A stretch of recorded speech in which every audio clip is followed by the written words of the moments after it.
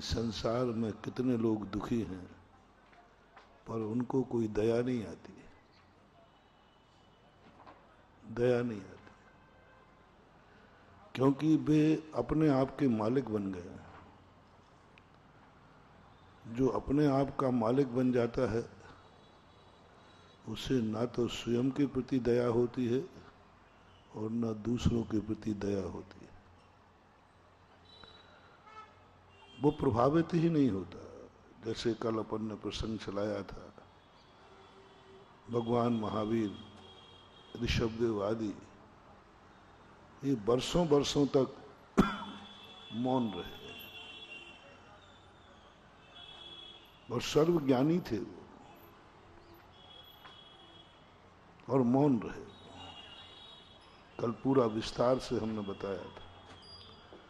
उनके दो शब्द बोलने से कितनों का कल्याण होता, कितनों को सुख मिलता, कितने साधु भ्रष्ट होने से बच जाते, कितने लोगों को सम्यक दर्शन हो जाता, लेकिन वो नहीं बोले। हमने कल ये भी कहा था कि मैंने भगवान को खूब उलाहना दिया, भगवान आपको मोक्ष नहीं होना चाहिए, आपसे अच्छे तो हम लोग हैं, कम से कम दूसरे को रोता देख करके उसका रूमाल निकाल के आंसू तो पहुंच देते हैं, नहीं पहुंच पाते हैं तो उसके साथ रोने तो बैठ जाते हैं, कुछ नहीं कर पाते उसके हम बैठने तो जाते। किसी के अपन को पता चल जाए बहुत दुखी है तो अपन कुछ ना कुछ प्रयास करेंगे कि चलो भाई उसका दुख दूर करें। कुछ नहीं कर पाए तो कम से कम बैठने तो, चलो भाई बैठ आते हैं, घबराओ मत, मैं तो हूँ, तो सब बातें करते। लेकिन प्रभु आप में तो ये व्यवहारिकता भी नहीं है, आप में तो ये भी व्यवहारिकता नहीं है कि दुखी लोगों को देख करके आप दुख दूर करने का प्रयास करें। और आप कर सकते हैं। जब से आप भगवान बने हैं तब से पता नहीं आपको क्या हो गया। जब तक तुम भगवान नहीं बने थे तो नाग नागिन को भी बचाने के लिए दौड़ पड़ते थे। पारसनाथ जब गृहस्थ अवस्था में थे ना, कितने दयालु थे, कितनी कृपा थी उनके, एक नाग नागिन को बचाने के लिए दौड़ पड़े। लेकिन जब से भगवान क्या बने, वो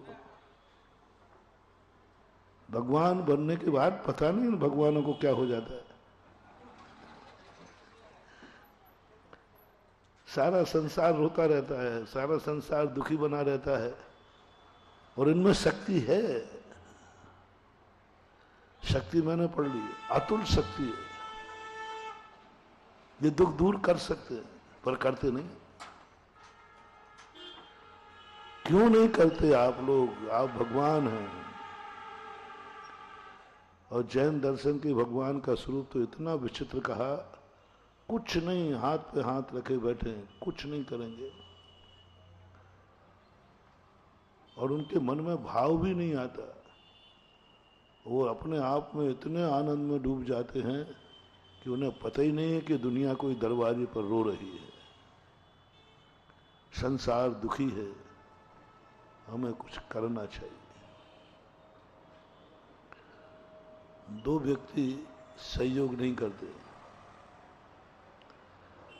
एक तो जो सबसे बड़ा बन जाए,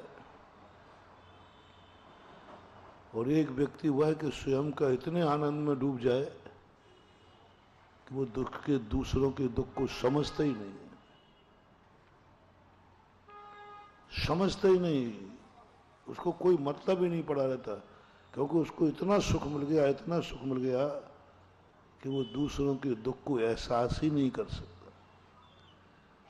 ऐसे ही महान आत्माओं को देख करके वो मुहावरा लिखा गया, जाके पैर फटे न बिमाई, वह क्या जाने पीर भाई। भगवान क्या जाने कि हम लोग कितने दुखी हैं क्योंकि वो क्योंकि वो सुखी है, क्योंकि वो सुखी है, इसलिए वो दुख की अनुभूति उसे नहीं है। उसे पता ही नहीं कि दुख होता क्या है।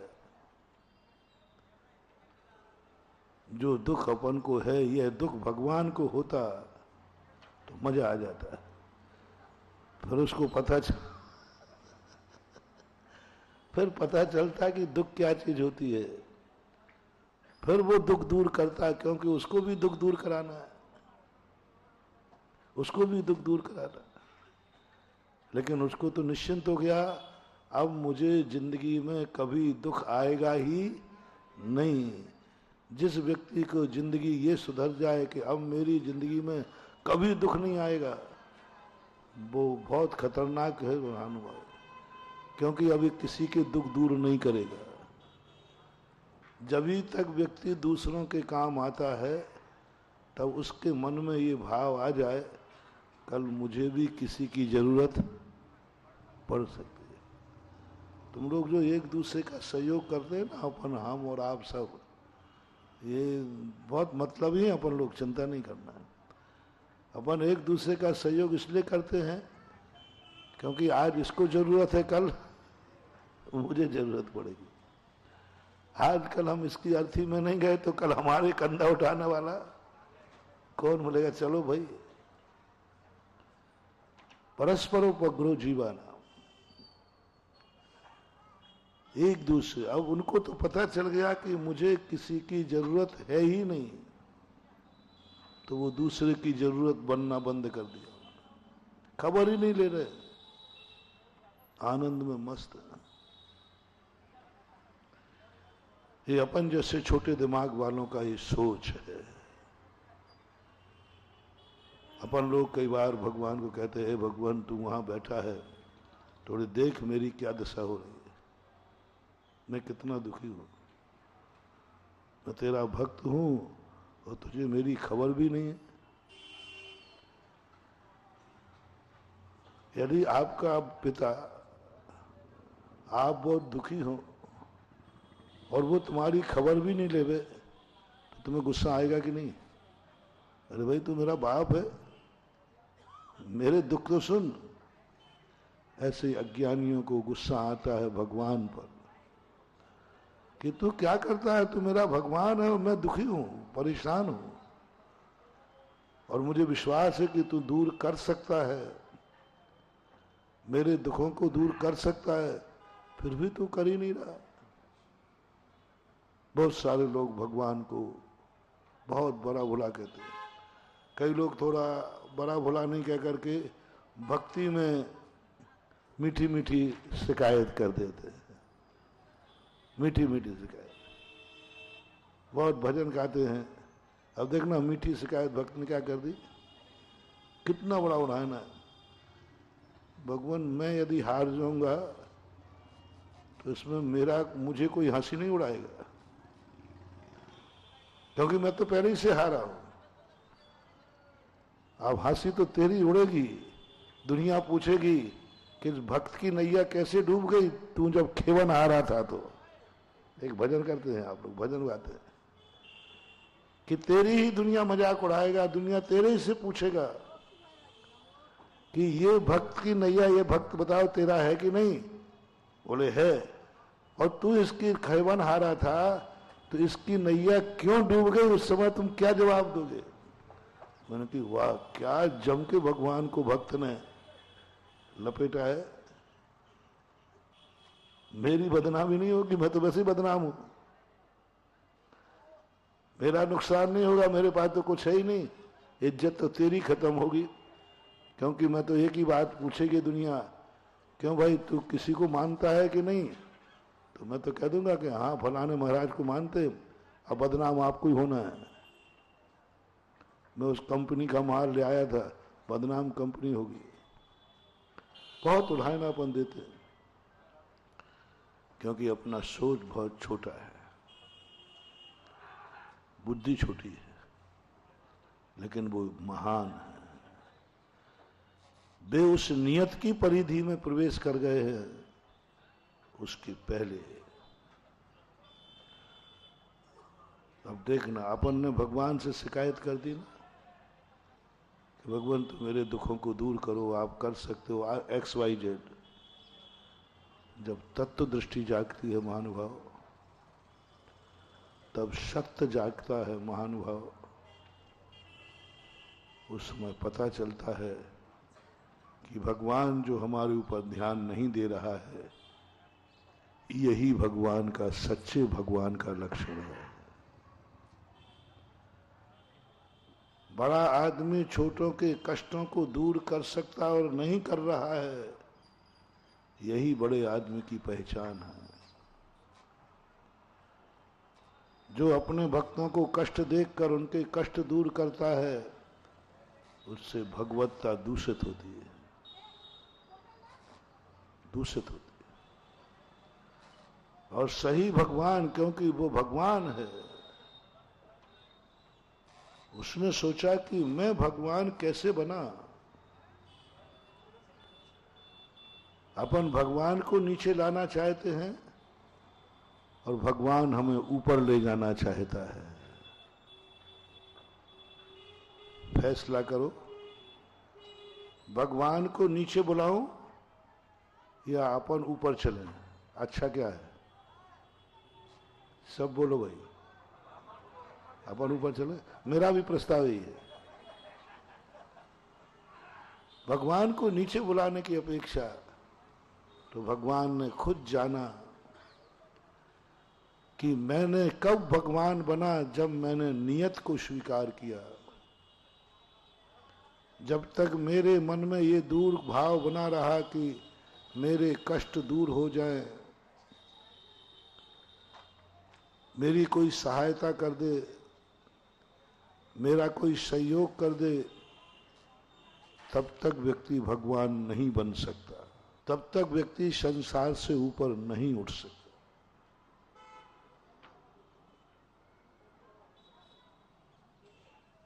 उठ ही नहीं सकता। सबसे बड़ा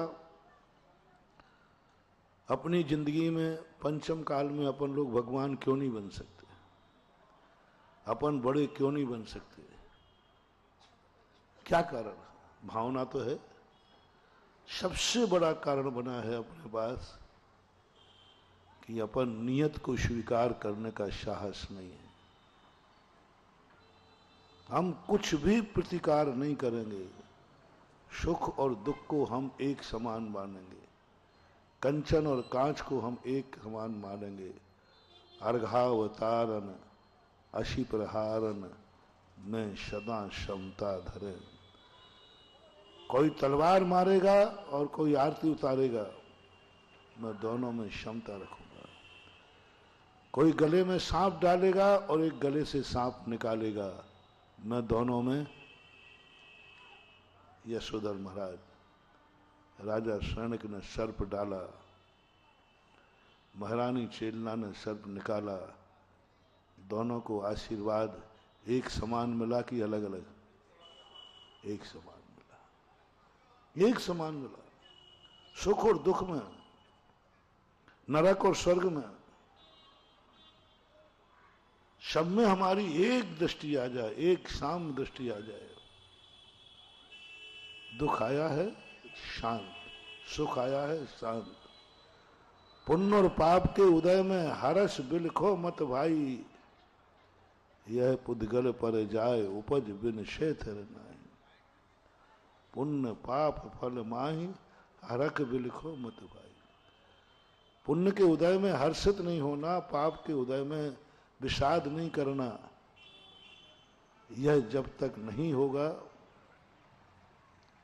तब तक मोक्ष नहीं मिलने वाला। तो भगवान ने जब ये स्वीकार किया, स्वीकार किया, भक्त और दुश्मन में कोई भेद नहीं हो, कोई भेद नहीं। फूल पे पैर पड़ गया, कांटे पे पैर पड़ गया, दोनों में कोई फर्क नहीं पड़ा। ऐसी दशा जब उन्होंने अपनाई, तब वो भगवान बने। अब मैं पूछता हूं,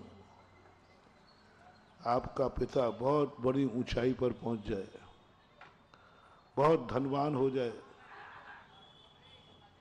तो जिस रास्ते से वो धनवान बना है, बेटे को वही रास्ता बताएगा कि दूसरा? सच्चे पिता का लक्षण क्या है? उसने जो रास्ता चुना, बेटा इसी से आओ। इसी प्रकार ये भगवान हमारा सच्चा पिता है। वो जिस रास्ते से भगवान बना है उसी रास्ते से हमें ले जाना चाहता है।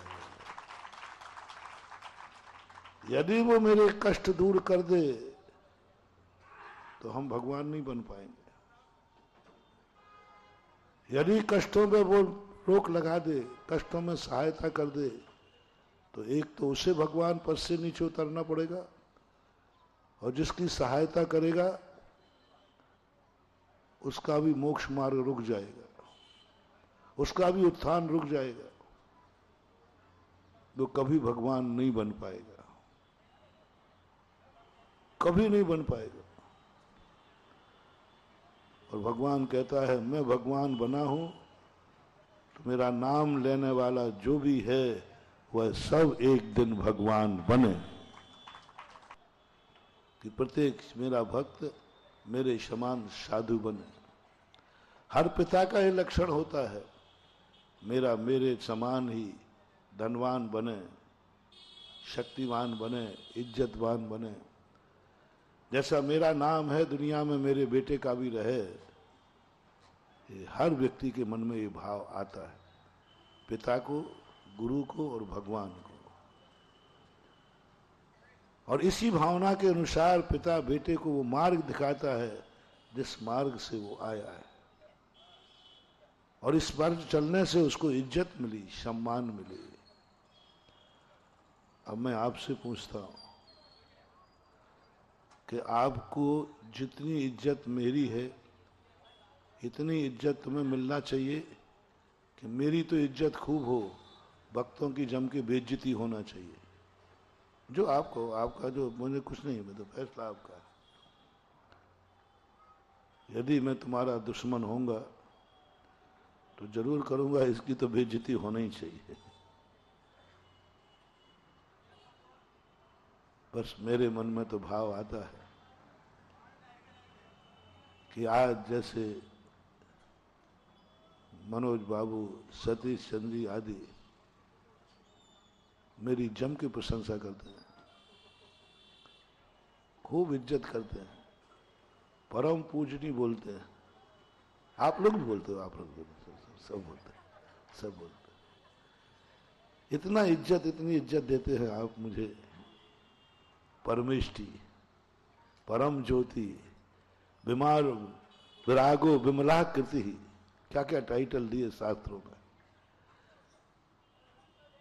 इतना सम्मान देते हो कि मैं चलता हूं तो मुझे चलने ही नहीं देते, मेरे पैरों को छूते हो, इन पर गंदोदक बनाते हो। इतना सम्मान, इतनी इज्जत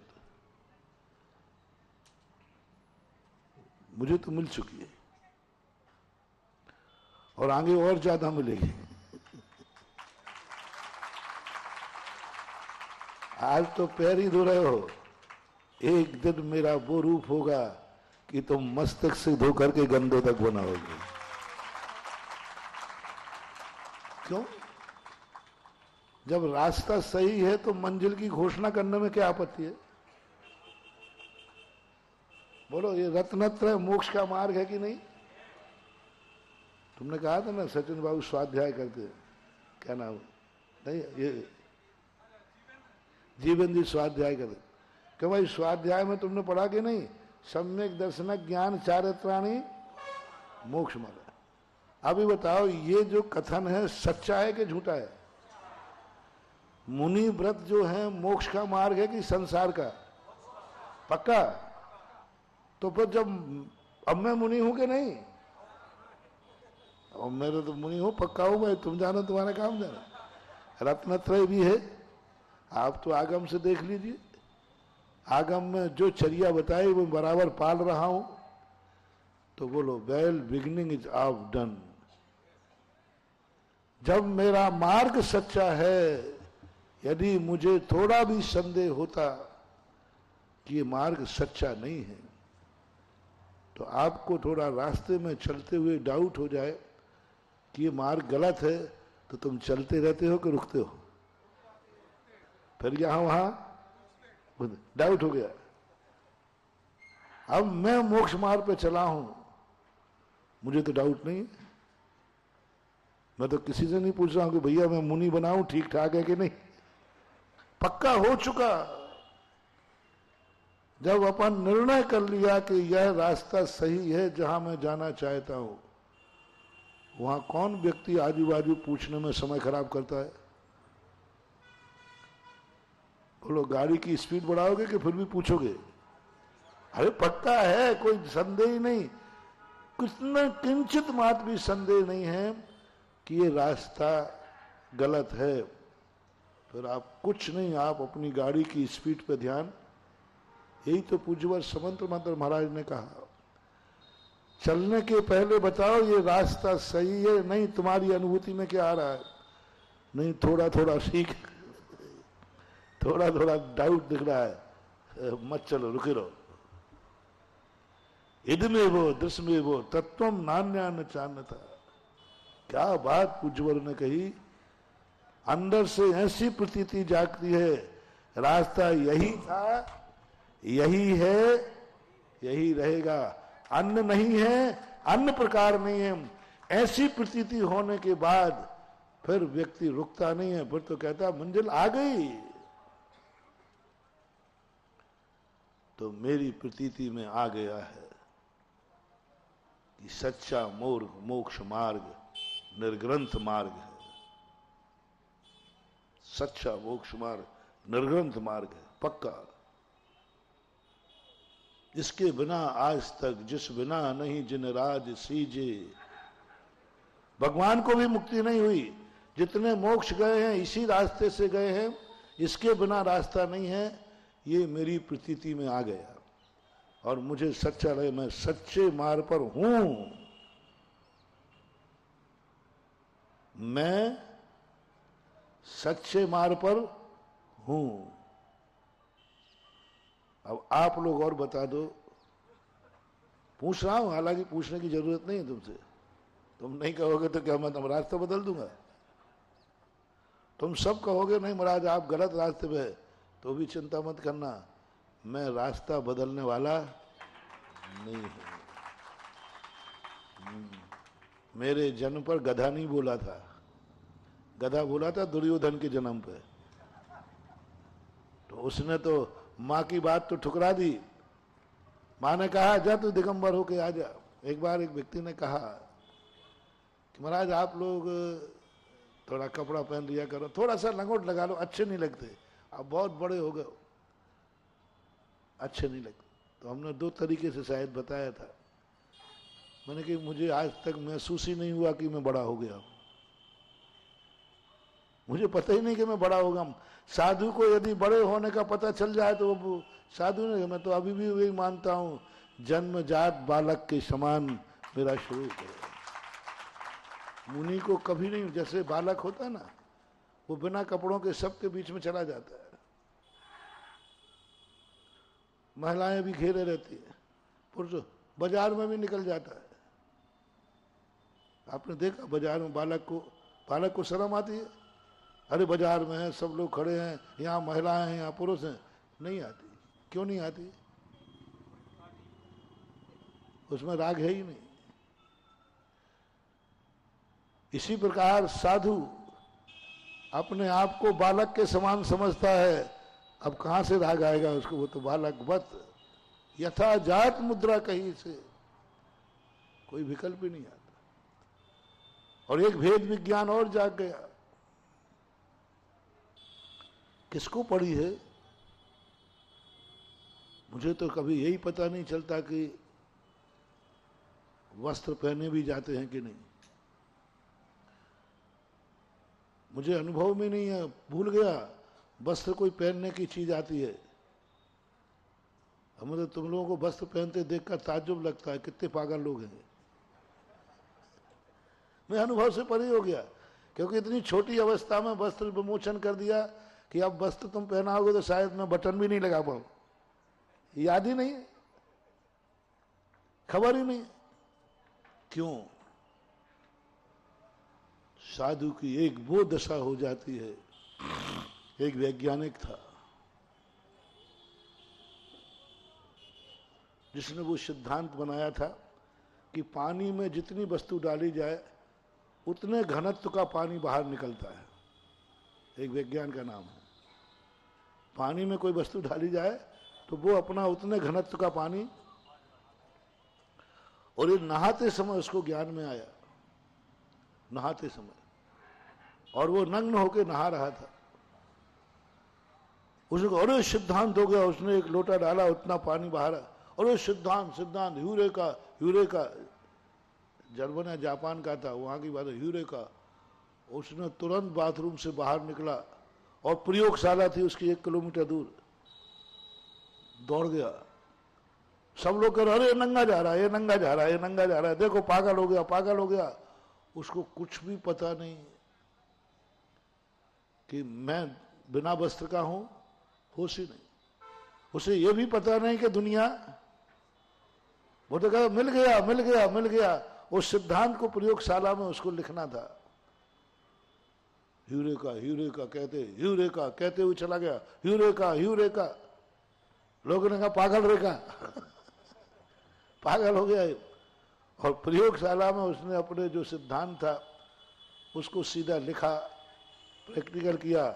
उसके बाद देखा अरे वो तो कपड़े नहीं बना। अब वो इतना शर्मा कि अब लौटने को तैयार नहीं, वगैरह बोले कपड़े लाओ क्योंकि अब उसको होश आ गया। होश तो पहले भी था, अब वो नहीं निकल रहा। बोले बाहर निकला जैसे गया था, बोले नहीं नहीं मैं कपड़े नहीं पहने हूं। क्योंकि उसको एक ऐसी वस्तु मिली थी जो तत्क्षण की थी। बस हम लोग भी होश ही नहीं है। यूरेका, हमें तो मिल गया मोक्ष, मिल गया मार्ग, मिल गया सच्चा रास्ता। कहां होश पड़ी है? कौन मुझे देख रहा है, कौन पागल कह रहा है, कहां पड़ी कि मैं वस्त्र पहने हूं कि नहीं, पता ही नहीं चलता कि मैं नग्न हूं।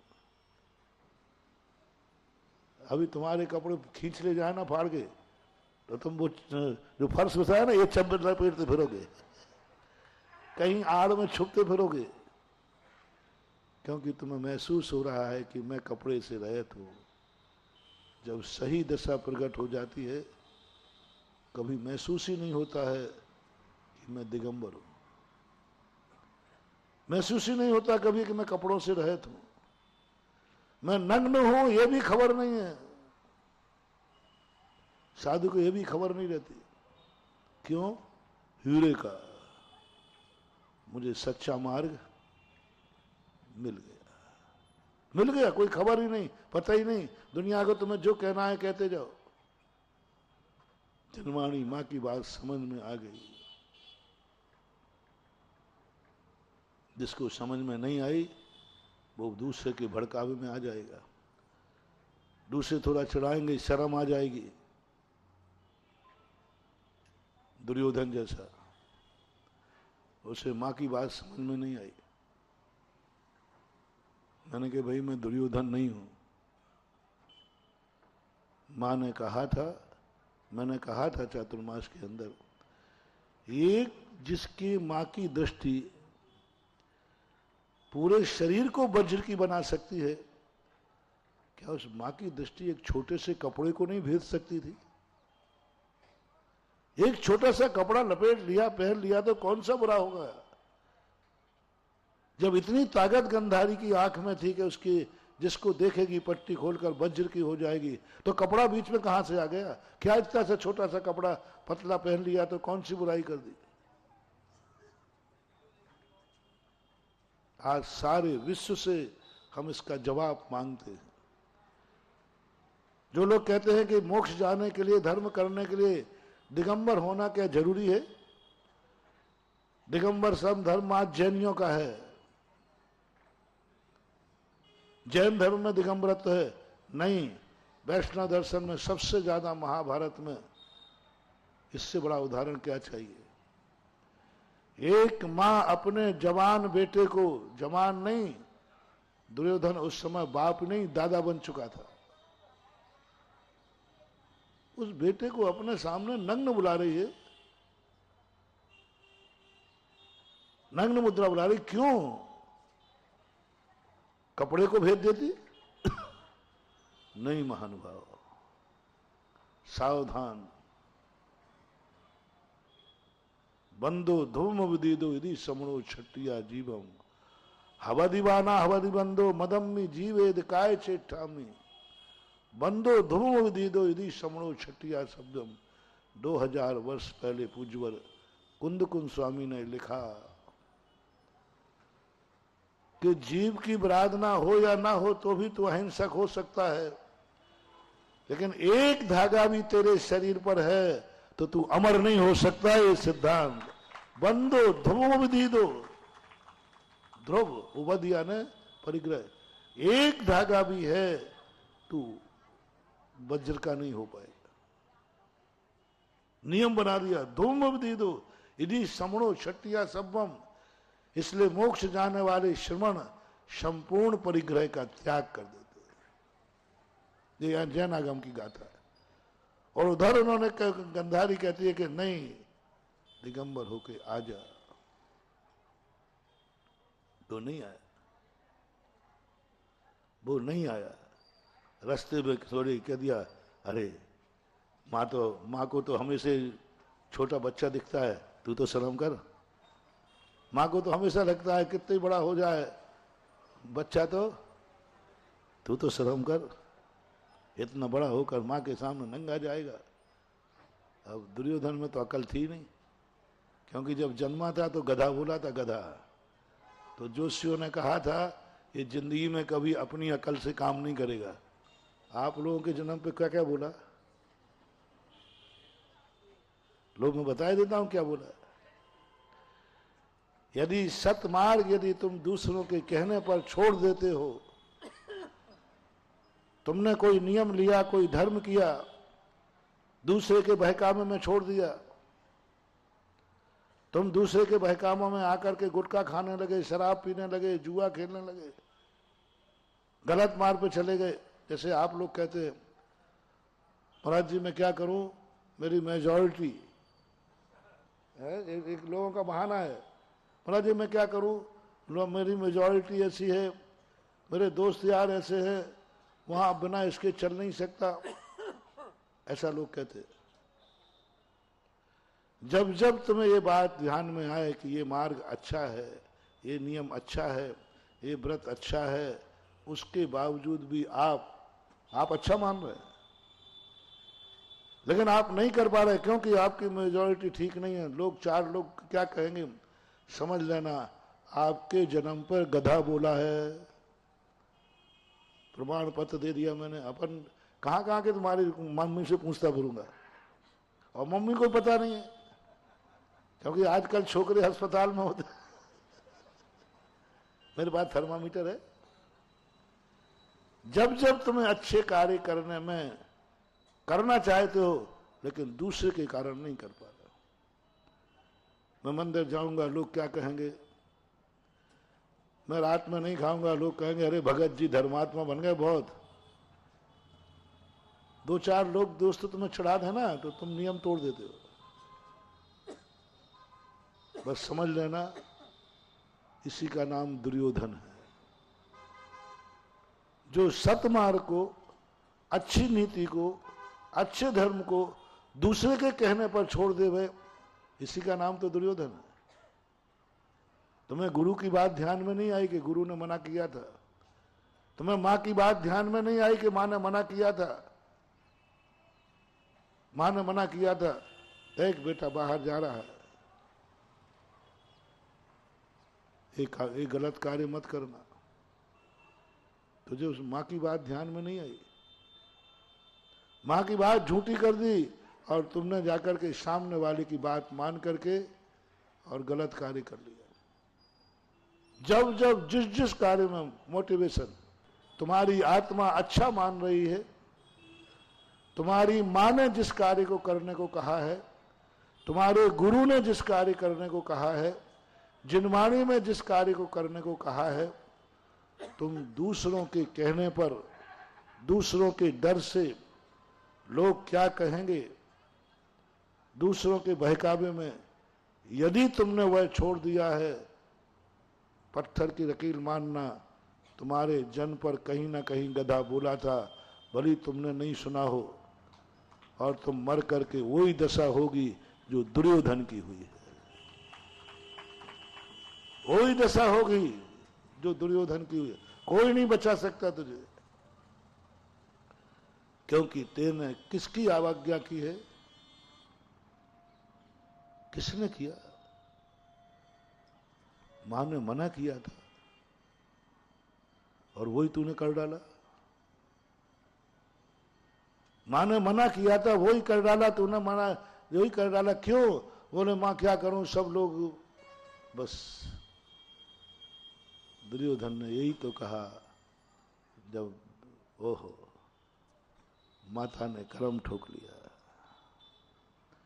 मैंने अपनी जिंदगी भर की साधना,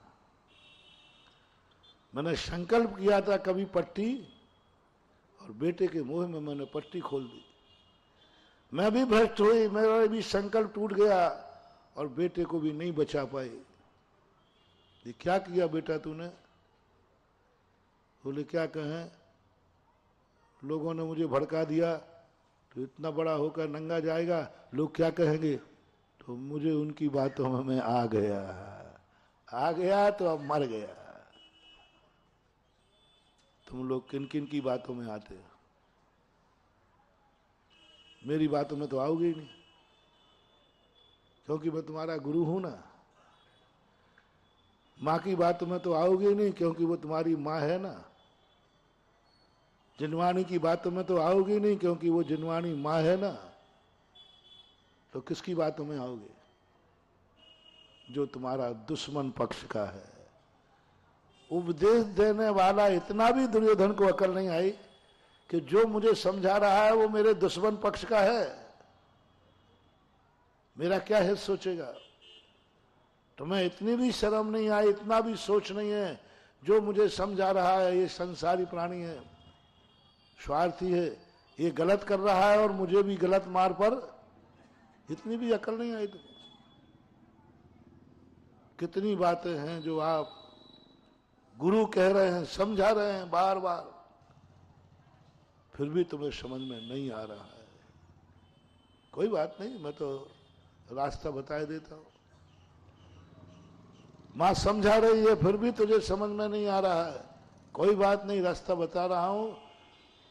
दुर्योधन की जो दशा हुई वही तुम्हारी होगी। इसलिए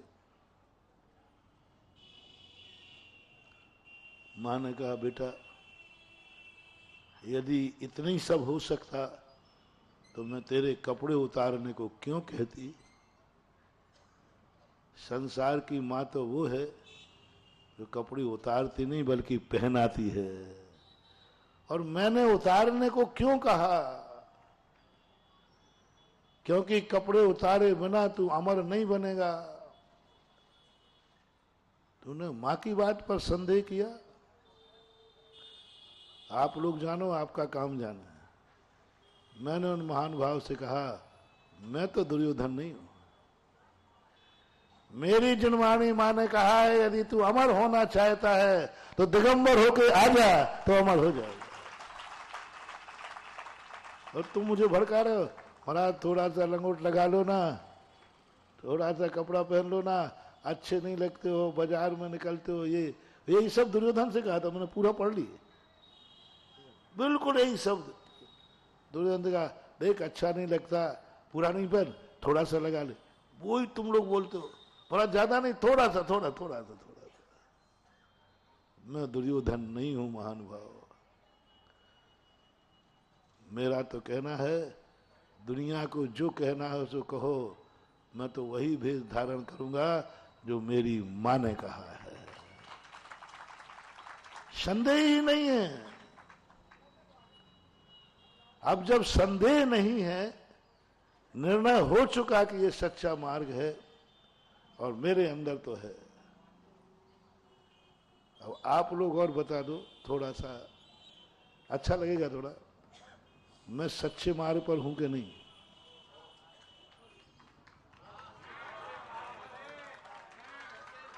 सच्चे मार्ग पे हूं बस। तो अब मैं क्यों नहीं घोषणा कर सकता हूं कि आज मैं तुम्हारे लिए इतना पावन हूं कि पैर धो रहे हो। वायदा करता हूं कल मैं इतना पावन होऊंगा कि तुम मस्तक से अभिषेक करो।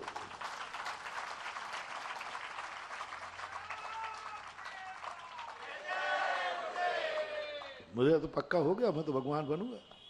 और आज आप लोगों ने सपोर्ट कर दिया। करना पड़ेगा, करना पड़ेगा, क्योंकि इसके बिना कोई रास्ता है ही नहीं। तुम भी मुनिराज को इसलिए नहीं पूजना कि तपस्वी हैं,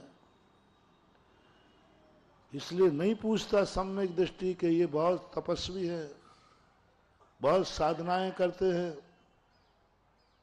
जैन दर्शन बड़ा विचित्र मानवा, बहुत तपस्याएं करते हैं, बहुत चमत्कार इसमें, बहुत अतिशय है, दिगंबर हैं, इसलिए नहीं पूछता है जैन श्रावक। इसलिए पूछता है कि मोक्ष का मार्ग यही है, वंदे तद्गुण। हाँ, सम्यक दृष्टि कहता है मैं मुनि महाराज को नहीं पूछ रहा हूं, मैं तो मोक्ष मार्ग को पूछ रहा हूं, क्योंकि मुझे मोक्ष जाना है। बोलो मुनिराज तुम्हें मोक्ष ले जाएंगे या मोक्ष मार्ग तुम्हें मोक्ष ले जाएगा? तो मोक्ष मार्ग पर चलना है।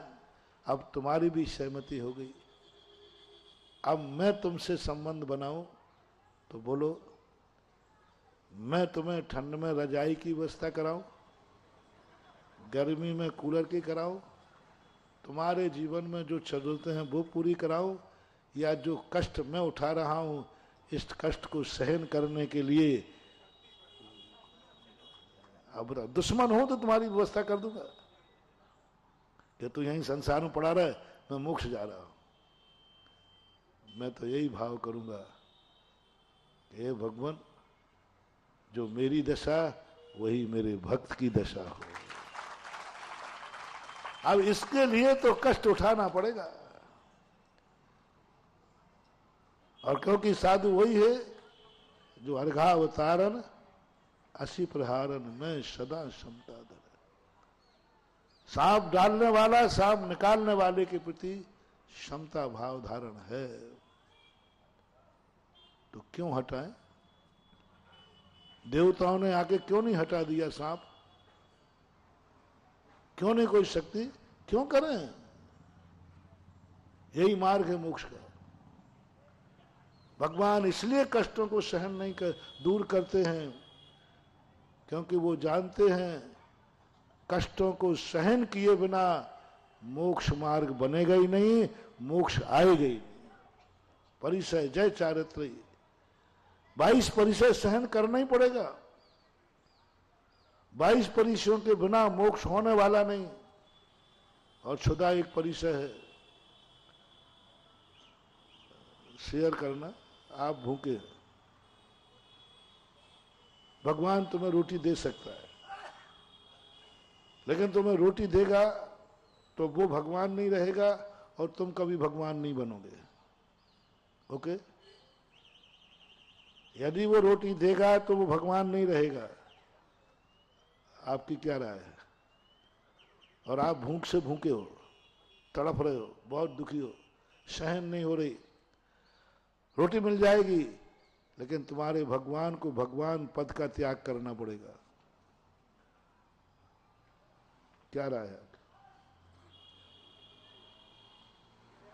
देखो, मैं ऐसा जबरदस्त प्रश्न रखता हूं जिससे तुम साइड में भाग नहीं सको। भूख तुम्हें लगी है, सहन तुम्हें हो नहीं रहा है, और तुम्हारे पास कोई साधन नहीं है। एक ही साधन है, भगवान तुम्हें रोटी दे सकता है। युद्ध हो चुका है, सब मारे जा चुके हैं, बस एक ही तरीका है, गंधारी पट्टी खोल दे तो दुर्योधन बच सकता है। बस कोई तरीका ही नहीं। एक ही पास रोटी है, भगवान को रोटी दे सकता है, वो समर्थ है, शक्तिमान है, लेकिन शर्त है उसके भगवान पद छिन जाएगा, वो भगवान नहीं रहेगा। अब फैसला करके दो क्या करना है। अपने अपने भगवान को निपटाओ, मेरे भगवान के चक्कर में मत पड़ना।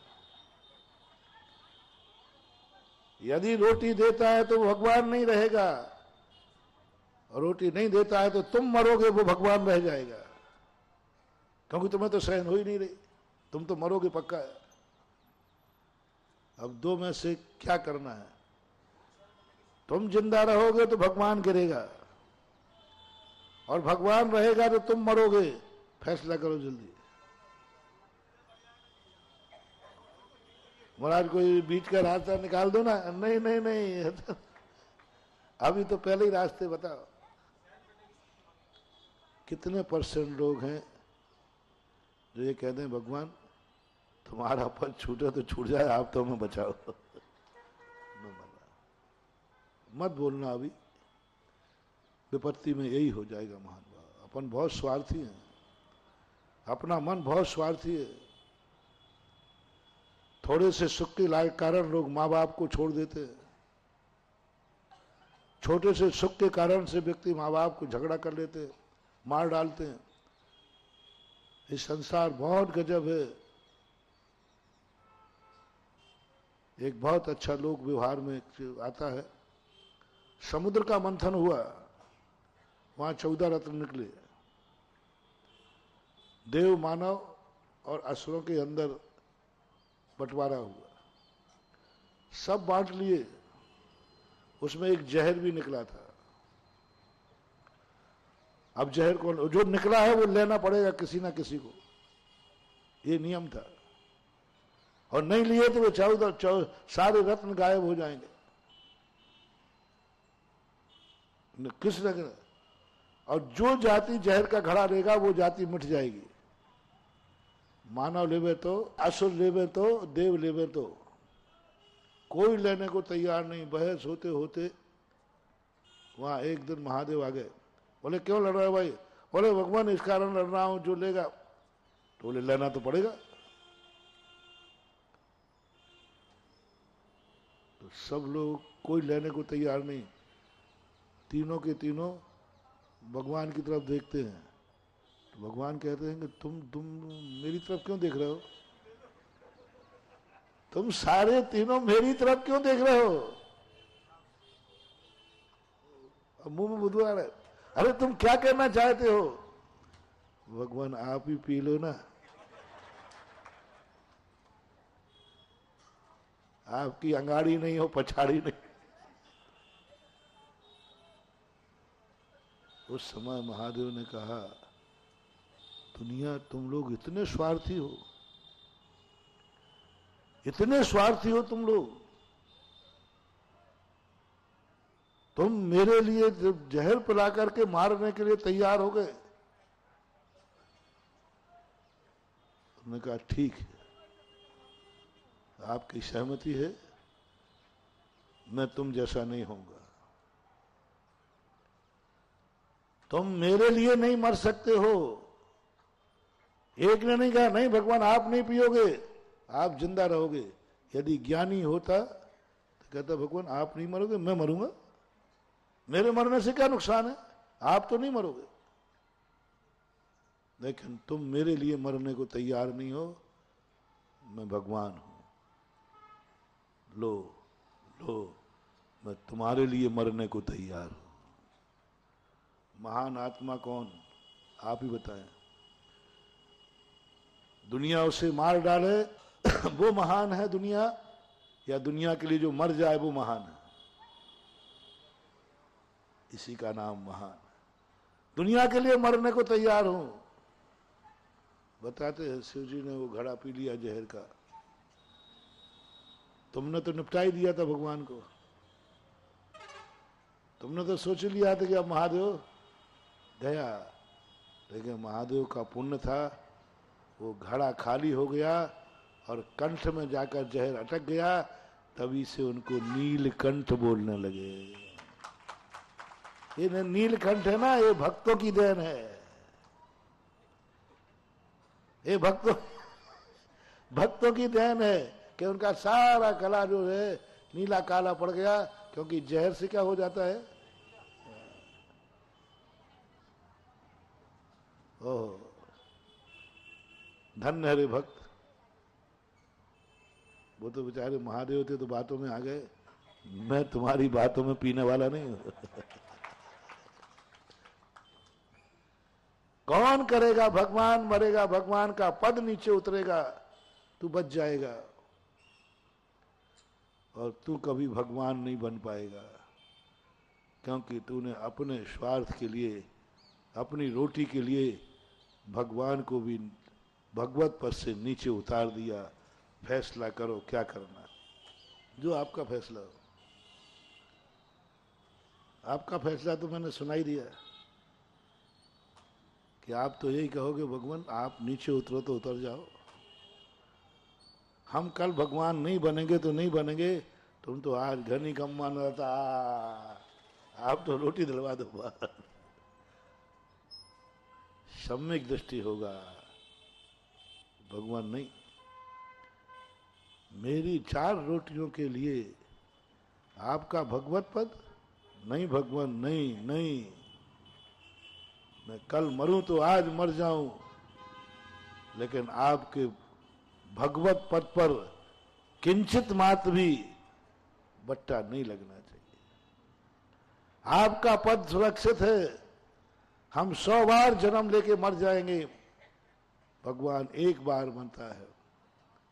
बस जैसे ही तुम यहां कहोगे नहीं मैं मरने को तैयार हूं भगवान, आप मेरे ऊपर दया मत करना, आप पद मत छोड़ना, मेरे मोह में मत आना, मेरे राग में मत आना भगवान, बस मैं मर भी रहा हूँगा और आपको देख करके भी मैं मरता हुआ भी हंसते हुए मर जाऊंगा, क्योंकि भगवान सामने है। तेरे बल पे ही तो मैं जी रहा हूं, तुझे देख करके तो मैं जिंदा हूं, तेरे ही तो मेरा संबल है कि मेरा भगवान मेरे भगवान के पद पर है और मैं तुझे नमोस्तु करते हुए मरूंगा तो भी मेरे लिए शांति है। तुझे खो करके जिंदा रहने में मेरा सर्वनाश है और तुझे सुरक्षित करके मैं मर भी जाऊं तो मेरा कुछ भी बिगड़ने वाला नहीं है। बस उसी समय देवताओं के सिंहासन कंपायमान होंगे और एक नहीं हजारों देवता तुझे रोटी लेके आ जाएंगे, क्यों तू भगवान के लिए मरने को तैयार है।